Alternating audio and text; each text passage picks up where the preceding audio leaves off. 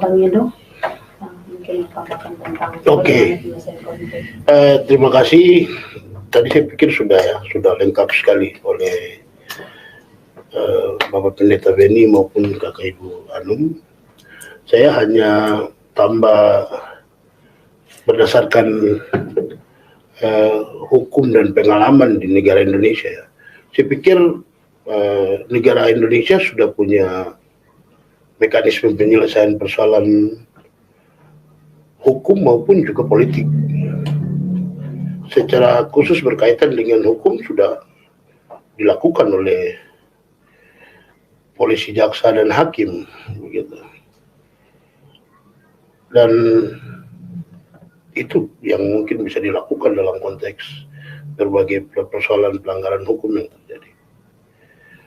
Berkaitan dengan persoalan penyelesaian persoalan politik di Indonesia sudah ada 2 jurisprudensi, karena itu ada dasar hukumnya keputusan penyelesaian itu di Aceh berkaitan dengan perundingan Helsinki.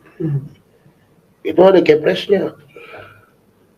Begitu, dan itu karena kepres dia menjadi satu kesatuan dalam sumber hukum yang berlaku di Indonesia.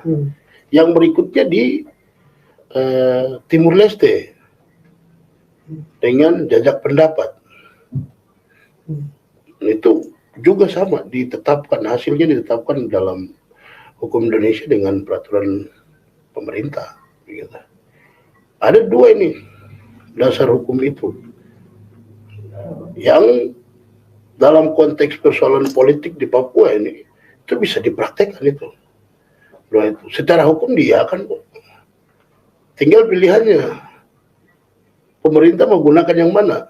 Perundingan seperti yang pernah dilakukan di Aceh, atau jajak pendapat seperti yang pernah dilakukan di Timur Leste. Itu saja. Jadi tidak penting untuk harus mencari cara-cara lain atau belajar ke negara lain.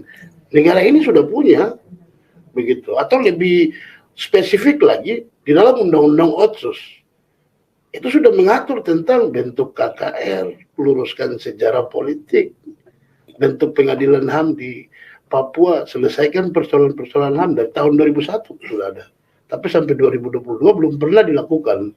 Sekarang 2022 masuk sampai 2023 juga sama tidak dilakukan. Karena perkara pelanggaran HAM berat Paniai diperiksa di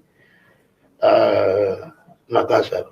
Itu artinya ada 3 alternatif penyelesaian politik di Papua yang ditawarkan Otsus, seperti yang di Aceh dan seperti yang di Timur Leste. Kembali kepada negara, kepada pemerintah Republik Indonesia, mau pakai yang mana untuk selesaikan persoalan politik. Tidak usah juga putar-putar. Bikin panitia bentuk jedah kemanusiaan atau bentuk penyelesaian non-yudisial atau bentuk KK. Ini apa ini? Habis-habisin duit.